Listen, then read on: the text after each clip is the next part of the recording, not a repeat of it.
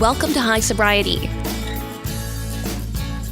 Our goal is to save lives and remove the stigma of addiction. Here's the host of High Sobriety, John Mabry. All right, welcome to High Sobriety. I am your host, John Mabry. It is an absolute honor and pleasure to introduce to you today a very special guest, talking to him from the UK. His name is Johann Hari. Johann, welcome to the show. Hey, great to be with you, John. Hey, thank you so much for being here. So, Johann, let me give you just let me try to touch on some of the success and waves that he's created in the addiction and recovery world. He is a New York Times best-selling author who radicalized the addiction debate with his acclaimed book, Chasing the Scream. That and the accompanying TED Talk has over 20 million views online. He has now written a bold investigation about what really causes depression and anxiety. I mean, this is something that affects more and more Americans daily. More and more people are going to doctors, looking for medications, looking for a way to solve their problem with anxiety and depression. And you, in your new book called Lost Connections, Uncovering the Real Causes of Depression and the Unexpected Solutions, can offer people hope in a way that they are not going to find in a bottle from a doctor. Johann has conducted over 200 interviews ranging from the world's leading scientists to an Amish village to an uprising in Berlin to a series of remarkable experiments in Baltimore. And his new book has been getting praise from a diverse group, from Pulitzer Prize-winning journalist Glenn Greenwood, Sir Elton John, and you can find Johann as a regular on HBO's Real Time with Bill Maher. He's also written for New York Times and LA Times. So thank you so much for being on the show. Oh, it's great to be with you, John. Thanks very much. So before we get into Lost Connections and some of the details of your newest research and newest book coming out here soon in January, tell us a little bit about your motivation for Chasing the Scream and what you found through that experience that our listeners can benefit from. Yeah, well, we had a lot of addiction in my family, and one of my earliest memories was of trying to wake up one of my relatives and not being able to, and I didn't understand why when I was a kid, but as I got older, I realized we had addiction in my family. And so Chasing the Scream was really a journey into the world of the war on drugs and addiction, and to really try to see the places that had adopted very different approaches to addiction. And it kind of led in a kind of logical way to my new book, Lost Connections, because one of the things that got the most traction from Chasing the Scream was a line that I said at my TED Talk as well, where I said the opposite of addiction is not sobriety, the opposite of addiction is connection. And I had really learned that from many places that I went to, like Arizona, where women are made to go out on a chain gang wearing T-shirts saying I was a drug addict while members of the public mocked them. And I went to places that were super compassionate towards people with addiction problems, like Portugal, where they decriminalized all drugs and transferred all the money they used to spend on screwing people's lives up into turning their lives around. And I'd seen that models based on shame and stigma actually increase addiction, and models based on love and compassion had produced a real reduction in addiction. But when I talked about, the opposite of addiction being connection, a lot of people came to me with very reasonable questions, and they wanted to know more about what I meant by connection. And I wanted to understand more about what connection means, what it means for a human being to be connected or disconnected. And that's why, and I think one of the main points I'd learned about addiction in the journey for Chasing the Scream was that the core of addiction is about not wanting to be present in your life because your life is too painful a place to be. So I wanted to think about what it was that's causing so much pain. Now we're seeing that manifesting in many different ways. So one is the deep, the addiction crisis that's currently so catastrophic across the Western world, and particularly in the United States. And I've been doing a lot of, I've been to some of the epicenters of the opioid crisis in the last few years. We're seeing it an absolute epidemic in the same places, which I think tells you something really important, of depression and anxiety, of other mental health problems, and I think just very broad despair, which actually I think is manifested in political challenges we're seeing, places like phenomena like Trump and Brexit, of people in real distress just saying, we can't go on like this. Now, I don't think the choices they've made with Trump and Brexit are good choices, but I think they are signals of real pain and distress that we should be listening to and respecting. So really what I wanted to do was to understand that deeper cause of this pain that I think we can see so clearly in so many different phenomena, and in my own life it played out in the form of depression.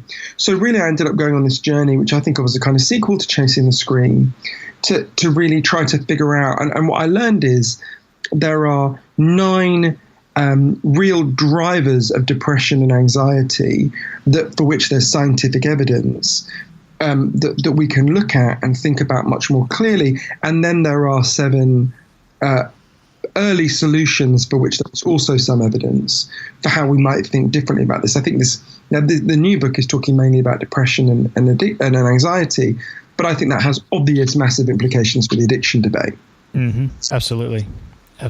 Yeah, I feel like a driving force that escalates to addiction. If you're not addicted, already, the pain from the anxiety and depression from your life situation or being disconnected in one or more ways from other people and the world around you lead to, man, I gotta, I describe it as if somebody's soul is on fire and they can't put it out and they can't find a way to just kind of have it put out in a natural way, then they're going to look for something outside of themselves to, serve as a fire extinguisher to those feelings and those, to that pain. And that's where addiction comes in. And I want to make sure that our listeners understand addiction doesn't have to just be drugs and alcohol. It can be pornography. It can be, food. It can be traveling. I did traveling for years as a means to escape from my issues. It can be any of these things that we end up using in an unhealthy way.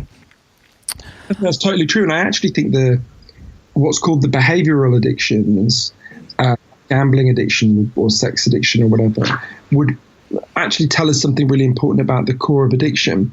Because for a long time we've been told this essentially false story, which is that addiction is caused by the drugs, by chemical hooks within the drug itself. And actually, you go to any meeting of Gamblers Anonymous, they're as addicted as anyone in the NA meeting down the corridor. And yet, obviously, you don't inject the roulette wheel. You don't, inhale a pack of cards. What's happening is they're both forms of compulsive behavior to avoid being present with your pain. And so, so what I was really interested to discover was really, well, what is causing this pain?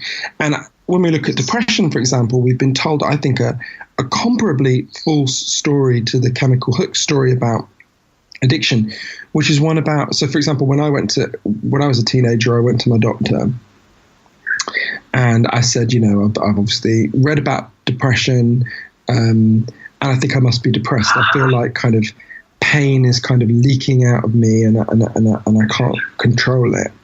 And what my doctor did, this is in the 90s, my doctor told me a story, which a lot of people were being told in the 90s and a lot of people are still being told, which was there's this chemical called serotonin in people's brains. You're clearly lacking it. Some people just naturally lack it. And we need to give you these drugs in order to get you back to a healthy level of serotonin. And when I heard that, I was hugely relieved. When you're in deep pain and you don't know why, it's a great relief to be told a story, especially one by an authority figure that you trust. And I took these drugs for 13 years, and I had an initial really great boost, and then I quite soon went back to feeling the pain kind of breaking through again. So I went back to the doctor and got a higher dose and a higher dose and a higher dose, and every time it was the same pattern. I would get brief relief, and then the pain would kind of break back through. And I thought there was something really wrong with me because, it left me, one of the other reasons I wrote Lost Connections is because there were these two kind of mysteries that I couldn't understand. One was, well, why am I still depressed when, I'm doing everything I'm told to do and I'm solving it according to the story I've been given is being solved. But also, I was wondering why there were so many more people like me. When I was a kid growing up, we didn't just have addiction in my family. I had relatives who would take a lot of kind of legal drugs to, prescribed medical drugs to kind of calm them down. And a funny thing happened as I got older, which is the whole of Western civilization caught up with my family, right? When I was a kid, that was very unusual. I didn't know any other kids who had relatives who did that. And yet now 1 in 5 Americans is taking a psychiatric drug. 1 in 11 is taking an antidepressant. 1 in 3 middle-aged women are taking antidepressants. We're talking about an extraordinary, in any given year, not at any given moment. So we're talking about this explosion. And I really wanted to understand, and it seemed to me it couldn't be that just everyone individually by coincidence was having their brain chemistry suddenly go wrong at the same time, right? That it struck me that cannot be what's going on. And when I started looking into this, one of the things that really surprised me was interviewing lots of scientists, and I'm just saying, there's just no evidence that depression is caused by a spontaneous chemical imbalance in people's brains. Professor Andrew Scull at Princeton calls it deeply unscientific to tell people their depression is caused by low serotonin. He didn't say that directly to me, that's in writing, but Professor Irving Kirsch has done a huge, at Harvard, who I interviewed a lot, has done a huge amount of research. And there was one of the leading British experts on this, Dr. David Healy, told me, you can't even say that the idea that depression is caused by spontaneous low serotonin has been discredited, because he said there was never a time when it was really credited. There was never a time when it was believed by more than half of the scientists in the field. That this was this was a story that was promoted by the drug companies because well, for obvious reasons, it sold their drug, and actually. One of the things that really started me is I thought I had been really weird for taking antidepressants and yet still being depressed. And yet, in fact, when I looked at the scientific evidence, between 65 and 80% of people who take antidepressants are depressed again within a year. So this is actually, a very common, actually the norm. So this is not an argument against antidepressants. It's just that we can't carry on with offering one thing on the menu that doesn't work for the vast majority of depressed and anxious people. So we have to, I was like, well, okay, well, what's really going on here? And that's a big part of what the journey was. Yeah, so what's the news story about depression and anxiety that you've uncovered? The alternative story is something that I learned slowly as I interviewed huge numbers of people from San Francisco to Sydney to Buenos Aires. And it was, to me, fascinating to see this emerge. One of the ways that helped me to think about this was a debate that happened in the 1970s. So in the 70s, American psychiatrists, for the first time, decided to lay out a list so that there could be better diagnosis of depression. They described in their kind of psychiatric Bible, it's called the Diagnostic and Statistical Manual, which goes to pretty much all doctors. Mm-hmm. They laid out a list of 10 symptoms for depression, right? And they said, if you want to diagnose someone as depressed, you need to, they need to have had 6 of these symptoms for more than a couple of weeks. And there were things you'd imagine like persistent low mood, feeling of being worthless, that kind of thing. So these symptoms are sent out to all these psychiatrists, and they start using them to diagnose depressed people. But a little while afterwards, doctors start coming back to the people who'd written it and said, well, there's this kind of awkward problem. Every grieving person using these guidelines, we should be diagnosing as mentally ill, as depressed, and we should be giving them drugs, right? So are you saying that we should be drugging all grieving people? Because all grieving people experience, 6 of those 10 symptoms for a significant period of time. You feel low, you feel you want to cry a lot, all of those things. And so the psychiatrists kind of convened and they said, okay, well, we've got to add an exception to this. So they added something they called the grief exception, where they said, if someone you love has died in the past year, that doesn't count. Then you're not depressed, you're not mentally ill, then don't apply these rules to that person, right? So that, again, the doctors started using this, but some time later, they start to come back with this another awkward question, which is, well, why is someone you love dying the only circumstance in which this would be an understandable way to feel? What about if you've lost your job? What about if you've lost your home? Mm-hmm. What about if you're stuck in a job you hate for the next 40 years? Why is there only one piece of context that is relevant to how people feel? And that means that they've not got a brain disease, because, of course, doctors were being told at the time, would explain to people, if you feel this way, that means you're depressed, that means you've got a brain disease, it means there's a chemical imbalance in your brain that needs to be drugged. And so it led to these really awkward questions. And so because the psychiatric body, with some honourable exceptions, a lot of psychiatrists just didn't want to have this conversation. What they did is they gradually reduced the grief exception. So initially they said it was a year. If you'd lost someone in the past year, these things shouldn't be applied. They gradually reduced it more and more until it's just gone now. So now if your baby dies at 10 a.m. tomorrow morning, at 10:01 a.m., if you're showing all those symptoms, you can be diagnosed with a mental illness and drugged. And that is in fact happening to lots of grieving people. And one of the experts on this, Dr. Johann really said to me, it shows the fundamental flaw in how we're approaching this. We don't consider the context. We just have a checklist of symptoms that we say describes a problem inside people's skulls. We don't see that very often it's describing a problem in their life. And that really helped me to think, because I think most people intuitively can see that there's a problem there, right? And so that led me to talk to lots of different scientists, and that's when I started to see this pattern connecting the different ways that a lot of the dissident psychologists and psychiatrists have been talking about this. Everyone knows all human beings have certain natural physical needs, right? We need food, we need shelter, we need warmth, obviously. We need... but there's equally good evidence that as human beings, we have natural psychological needs. Mm-hmm. There's things that to be healthy human beings we need. You need to feel you belong. You need to feel you're valued. You need to feel you have meaning and purpose in your life. You need to feel you have a secure future ahead of you. And there's really strong evidence that our culture is getting less and less good at meeting those deep underlying psychological needs. I had a moment which really drove it home to me, although this is playing out at all different social levels and in many different ways, and I'm sure we'll get to talking about lots of them. But there's a moment that really drove this home to me. I was in the run-up to the election, the 2016 presidential election. I was in Cleveland, and I was with this group that were trying to get out the vote, and we were in this place called Slavic City. It's a very poor part of Cleveland, and we were on this long street where about a third of the houses were abandoned, a third had been demolished, and a third still had people living in them. There was one place where we knocked on the door, and there was a woman who answered, who I would have guessed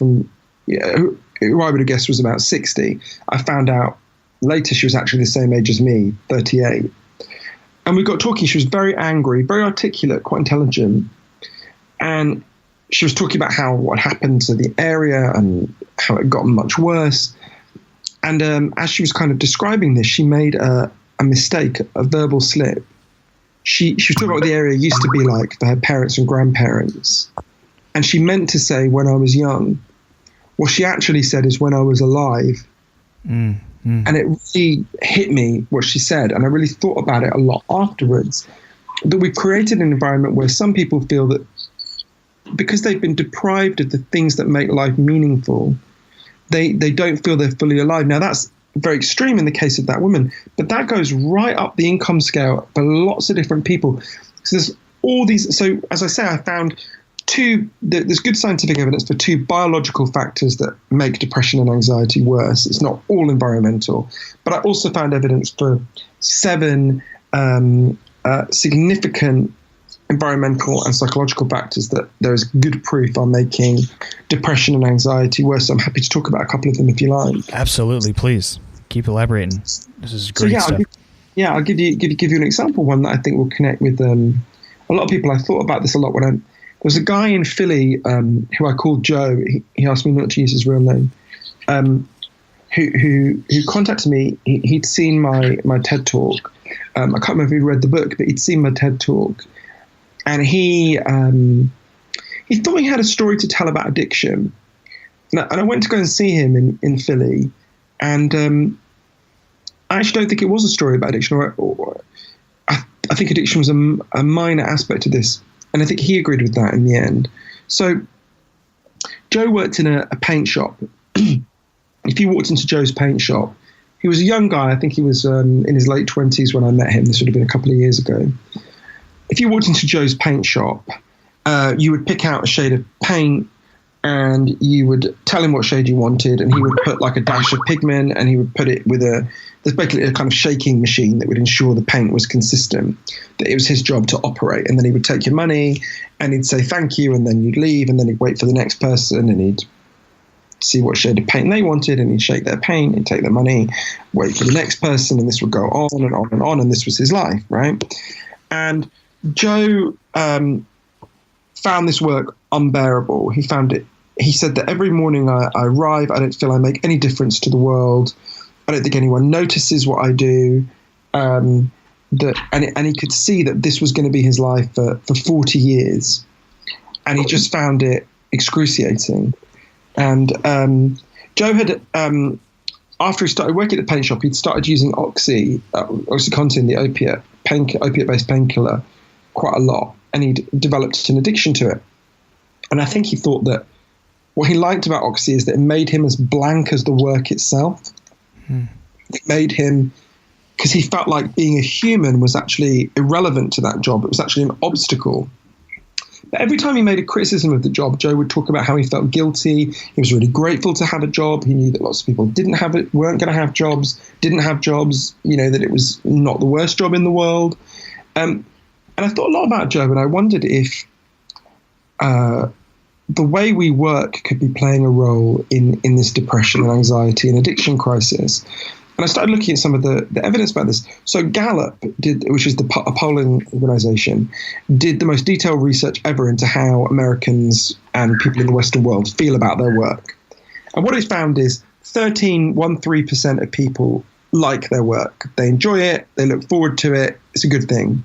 63% neither like nor hate their work. They describe themselves as sleepwalking through the day. And 24% of people hate their work. They dread it. They don't want to be there. They're loathing it, right? So almost twice as many people hate their work as love their work, and very few people love their work. And this is the thing we spend most of our lives doing. The average person answers their first email at 7:43 a.m. and leaves work at 7:19 p.m. This thing that we either don't like or hate has spread to occupy the vast majority of our waking lives. And I began to wonder, well, could this be playing a role in depression and anxiety? And if there is, how could we start to deal with that? And there's actually a really interesting, I discovered that the factors that make work depressing were actually discovered in a scientific experiment. They might not be what you think. It's not the work itself. It's something very specific to the work. So there was an Australian scientist called Michael Marmot who did this research in the 1970s. And the way it worked is, so he wanted to look at, he was initially researching something that people thought it was a waste of time to research because the answer was so obvious. He wanted to figure out what makes people stressed when they're at work. So he wanted to figure out who is most likely in an organization to have a heart attack. And he decided to look at the British civil service, the kind of government bureaucrats who run the kind of government machine in Britain. Because there are 19 layers of the British civil service, right? There's a guy at the top right down to the people what would at that time have been the women in the typing pool at the bottom, right? And so you've got this big government machine where no one's poor, no one's homeless, everyone's got a reasonable standard of living, but you can measure the kind of, the hierarchy, right? And people said to him, you're wasting your time. Obviously, the guy at the top is going to be most likely to have a heart attack. He's got the biggest responsibility, the hardest amount of work. Don't even bother doing this. But actually, this research took several years. When he published the results, people were really surprised. The exact opposite was the case. The lower you went in the hierarchy, the more likely you were to have a heart attack.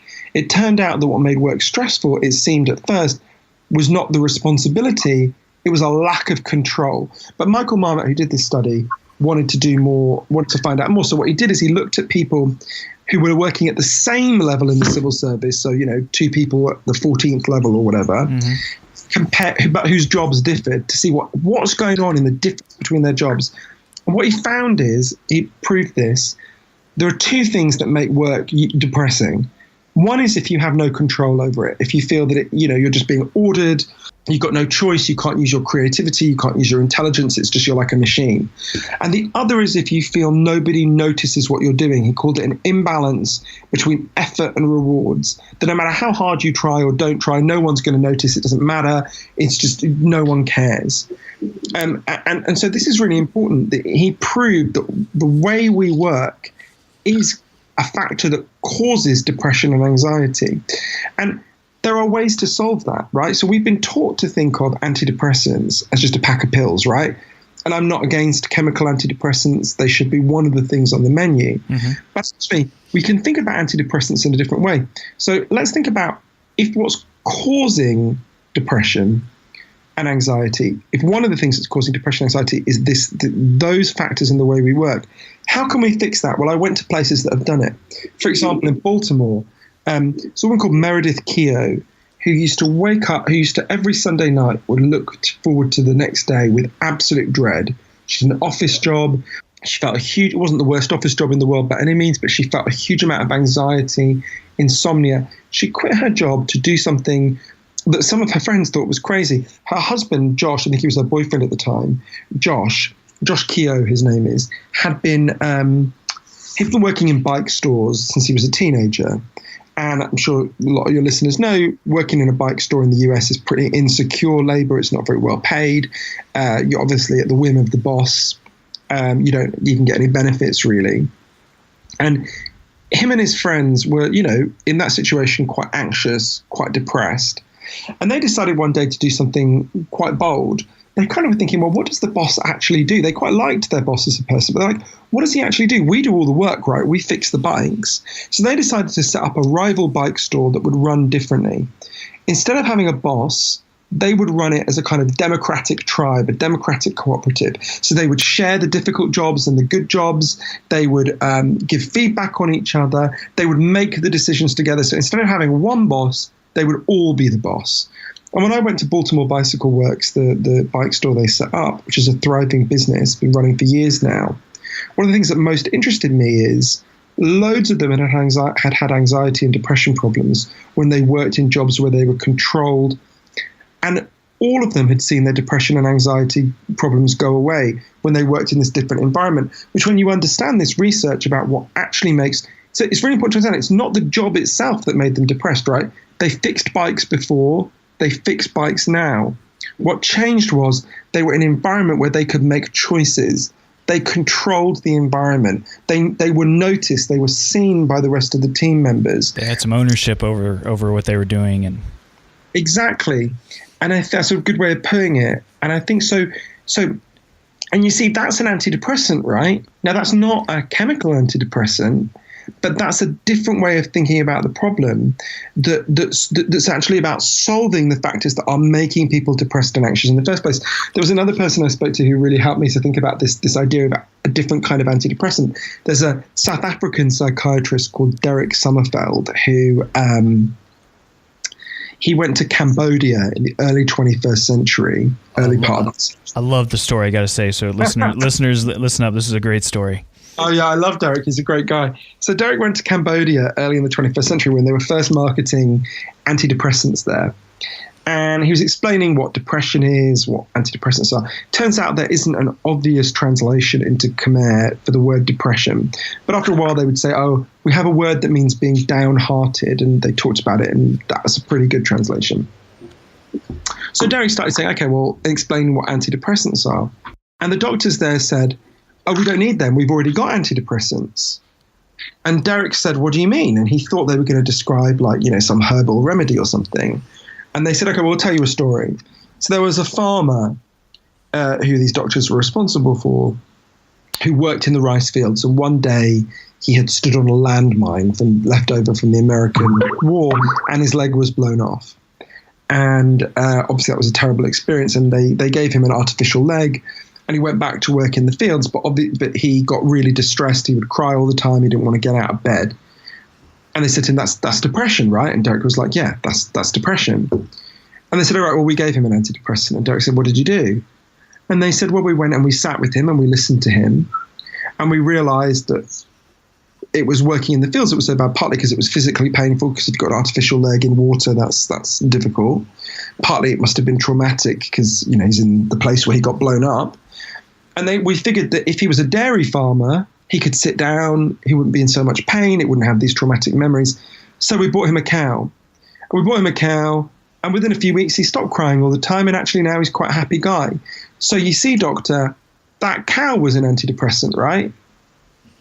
And Derek realized at that moment, and it really helped me to understand this when I later spoke with him, that this was a completely different way of thinking about antidepressants. What we've been doing for the last 35 years, 30 to 40 years, is when someone's showing deep pain, we've said that pain is a pathology, an error in their biology that needs to be fixed with chemicals. What the Cambodians saw intuitively was when someone is presenting with very deep pain, often it's because something's causing them a lot of pain. And the solution is to deal with the problem in their life. And I saw lots of places that were doing that, So, for example, one thing that's massively driving depression is how profoundly lonely we are as a culture. Bees need a hive and human beings need a tribe. We evolved to be together in tribal groups.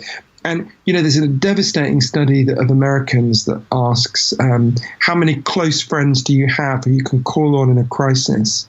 And when they started doing the study decades ago, the most common answer was 5. Today, the most common answer is none. So you're talking about a profoundly isolated culture across the Western world. It's particularly acute in the US, but across the Western world.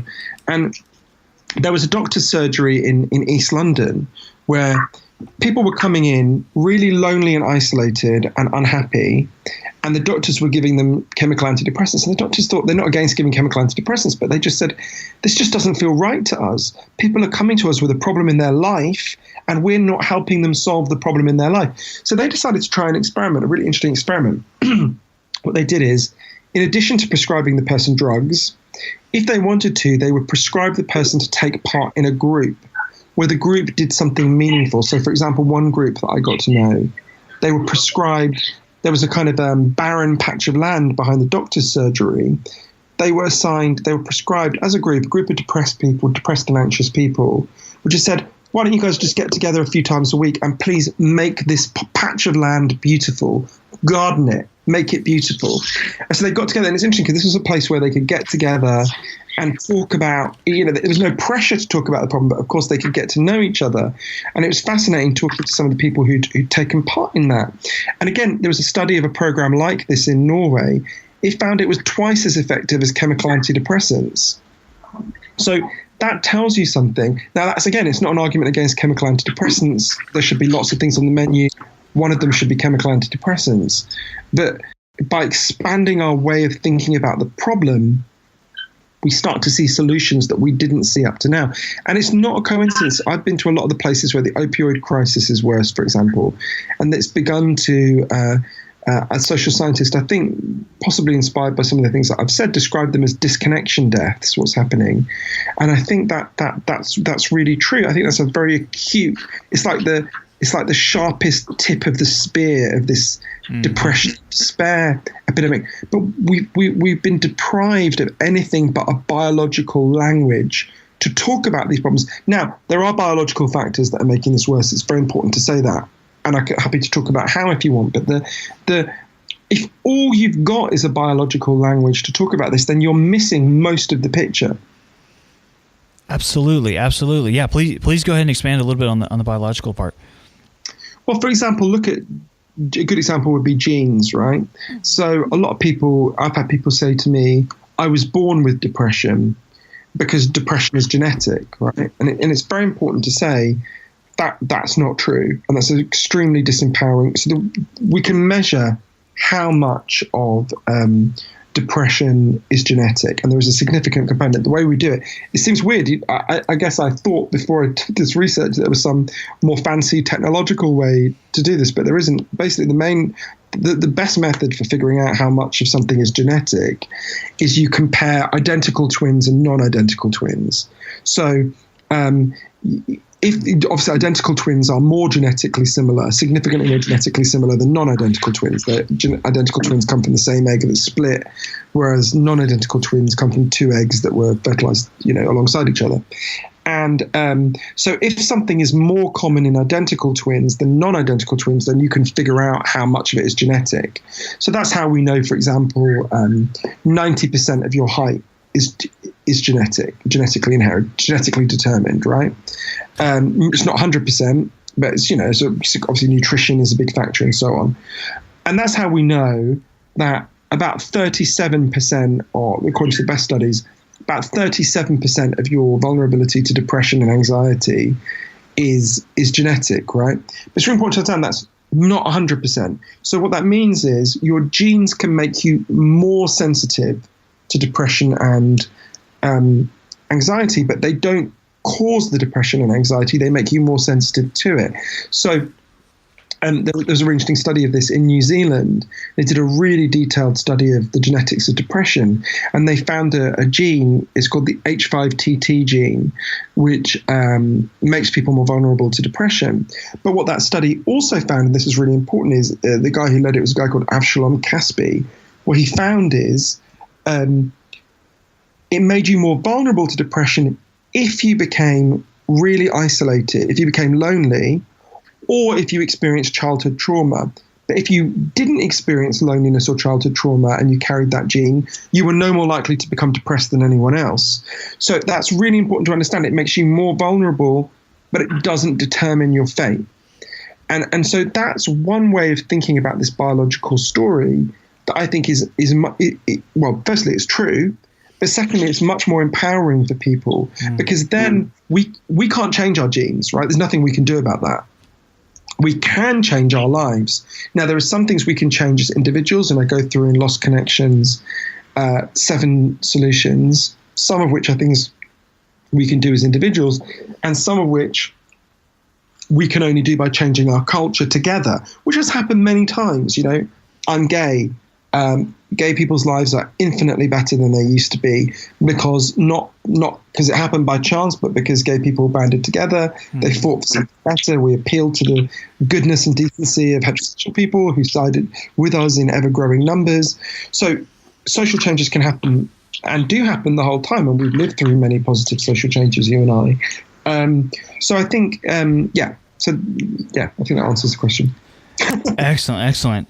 One thing that I wanted to make sure that we talked about that stuck out to me in the book is Reconnection 1, connecting with other people, and the fact that what happens in the United States or Britain compared to other countries when we try to make ourselves happy. I think somebody right now is down, somebody right now is dealing with depression, anxiety. They can relate to a lot of what you've been saying. Maybe they're not happy in their job, they're not happy in the connection with their loved ones or their family members. And so for them to kind of reach out and say, I'm going to make myself happy, I'm going to go try to do that on my own. What typically happens if somebody does that from United States and Britain, and maybe with some other countries like Taiwan and Japan? And I'm really glad you connected with that bit of the book, John. I found that so fascinating, this stuff, when I dug it out. So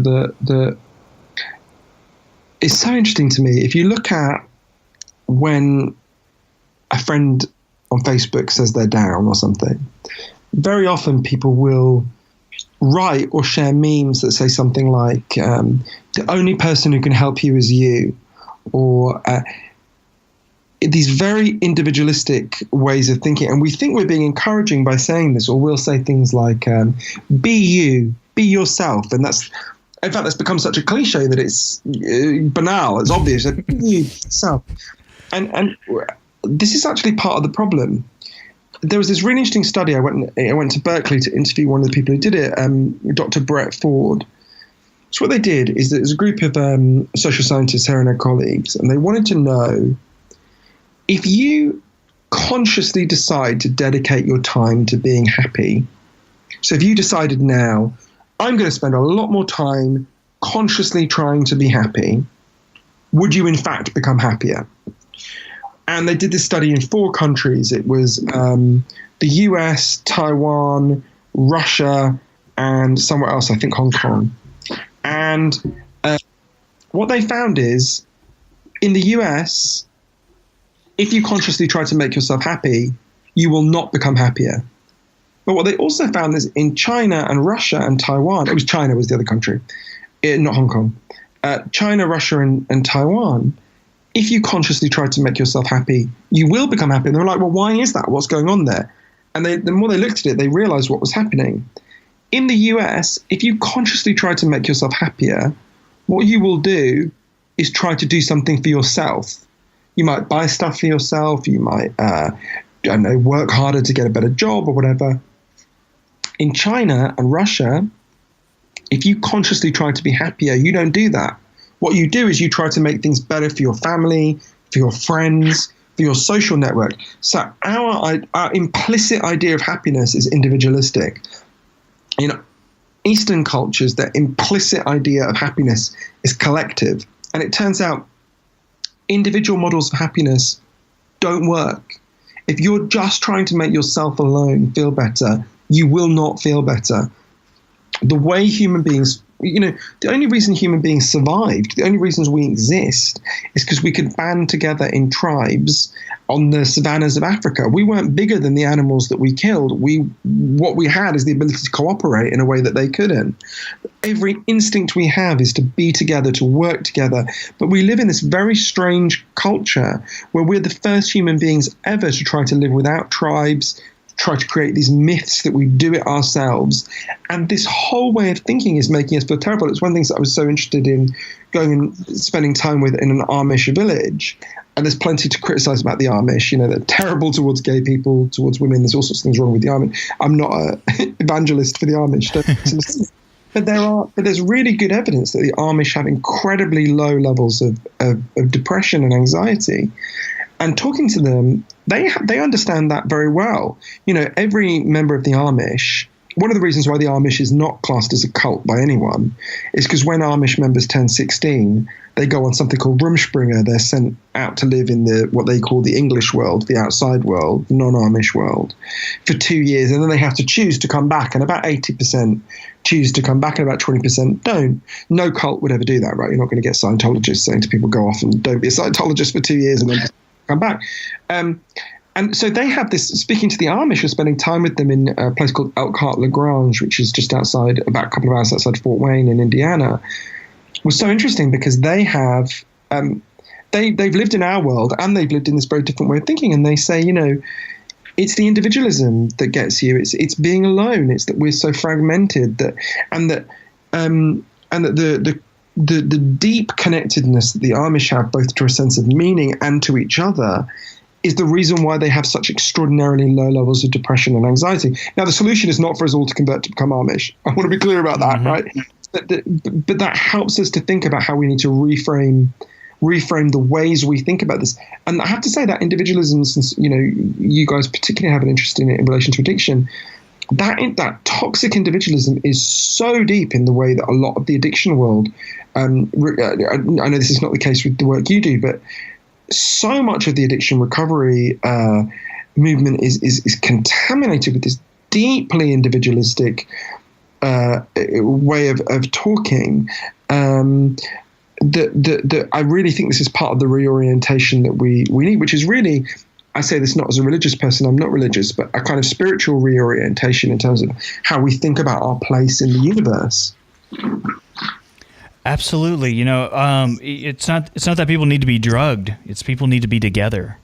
I took that from roughly around page 180, 181 from your book, Reconnecting to Other People. We don't need to just be drugged all the time. We need to be together more. We need to, and that's why 12-step programs have been so effective, and that's why support groups are so effective. And these are just other options on the menu for somebody to get help. If you're out there and you are struggling right now, you are completely overwhelmed, you are anxious all the time, you are depressed, life is not what you thought it was supposed to be or what you had planned on it being, first off, it's okay.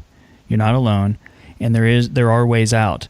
I took about 40 different new options on a menu that I've found by continuing to seek out a program of recovery that worked for me, and that includes exercise, that includes diet, that includes rest, that includes essential oils, that included all kinds of different therapies, massage therapy, and emotional release massage.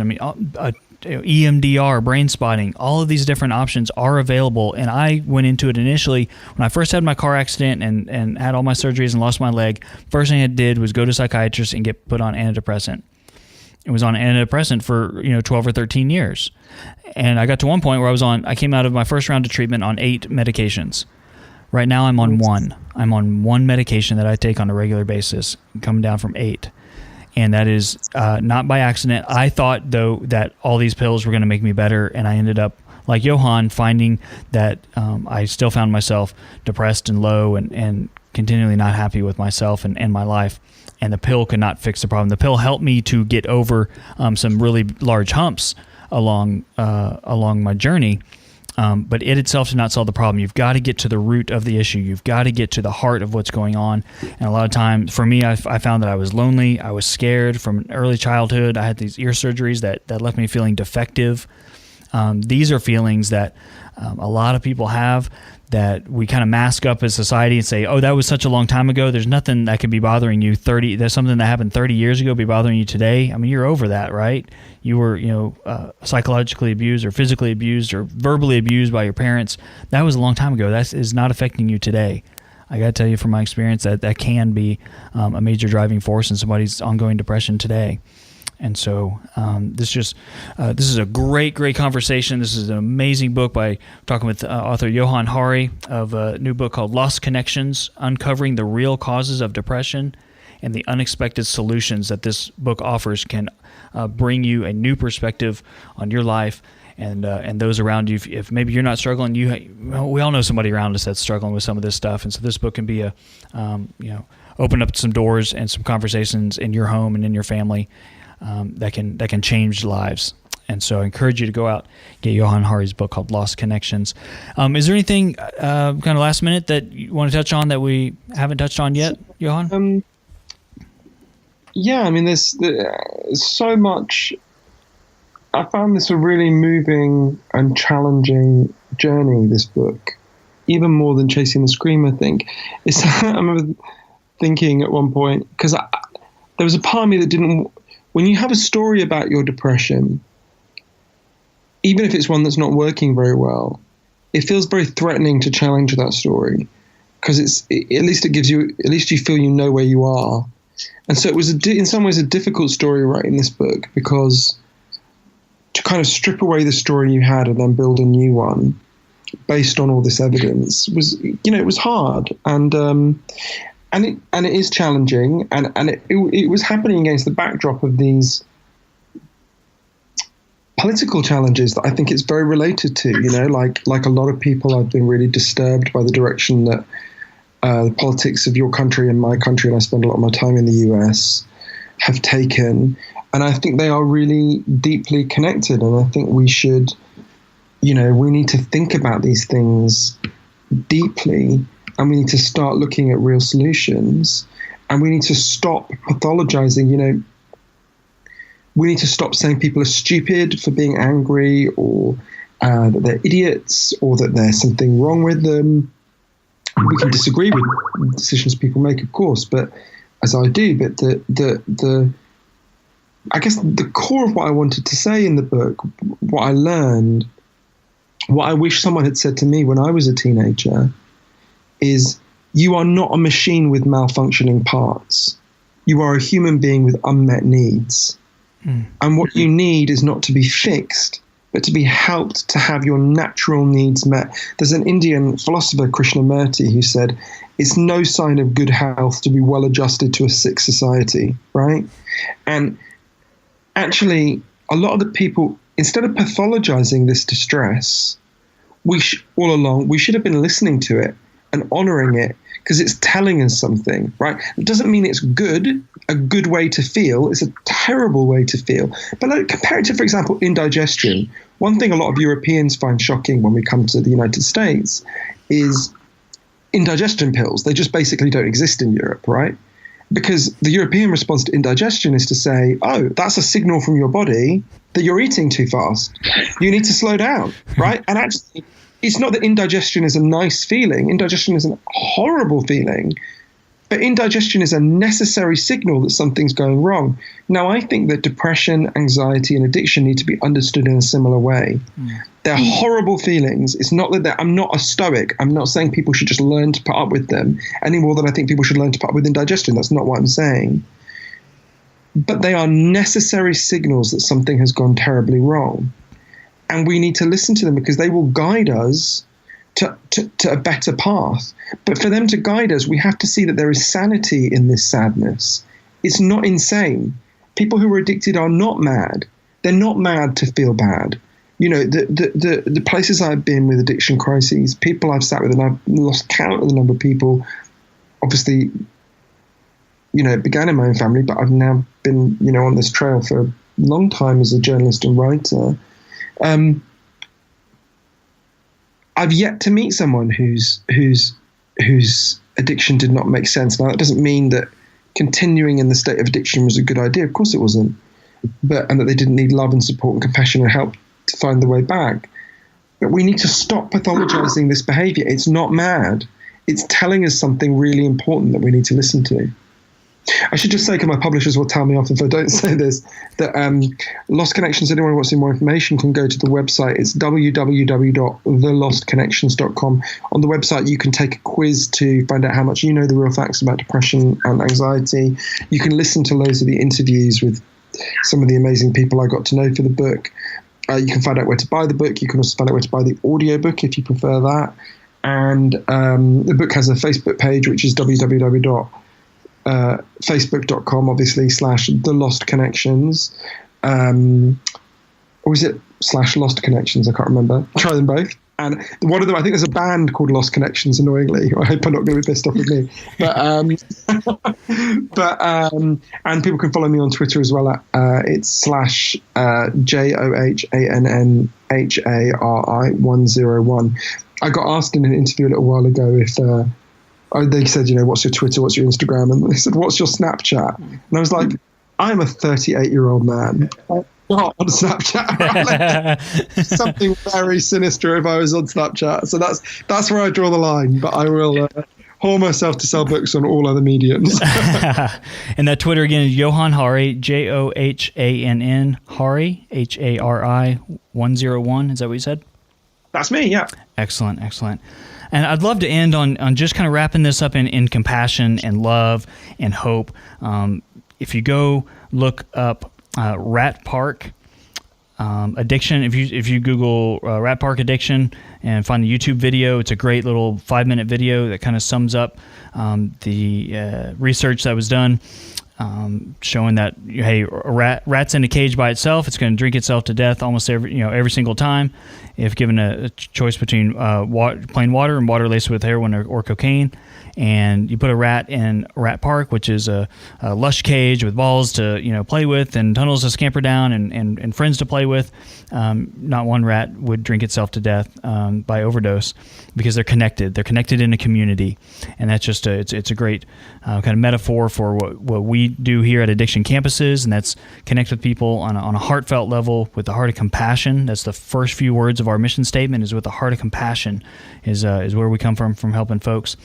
This is where Johann's coming from in his work, and that people with addictions aren't bad people. They are people who are sick and that they need help. Just as someone who has diabetes or cancer is sick and needs medications and needs support and needs help to get better, that's what we need to do with folks struggling with addiction, as opposed to casting them out and just throwing them in jail and just casting them out from society and saying, get better on your own and come back and you can rejoin the tribe. John, can I tell you a detail about Rat Park I didn't know until a couple of weeks ago? I was in Vancouver, so I went to go and see Bruce Alexander, who's the amazing man who did the Rat Park experiment in the 70s. He's one of my favorite people in the world. I love him. And he told me something I didn't know before. Someone asked him, what did you do with the rats when the experiment was over? What did you do with them? And he said he drove them out into the mountains and he let them go. And there was something about that I thought was such a lovely postscript to Rat Park. Yes. He discovers this experiment, which has had this incredible legacy and influence all over the world. It was learning about Rat Park that helped to spur the decriminalization of all drugs in Portugal, for example. And then I love that the rats that gave us that insight then go off and live free lives on a mountain in Canada, you know. Oh, that's awesome. That really means, yeah. Excellent. I think it's a great way to close up today's show. I want to thank author Johann Hari for being on the show. Go check out his book, Lost Connections, out in January 2018. Thank you so much for your time and your expertise and your research, and good luck to you in your continued work. Oh, thanks so much. Right. Cheers. God bless. Thanks. Bye.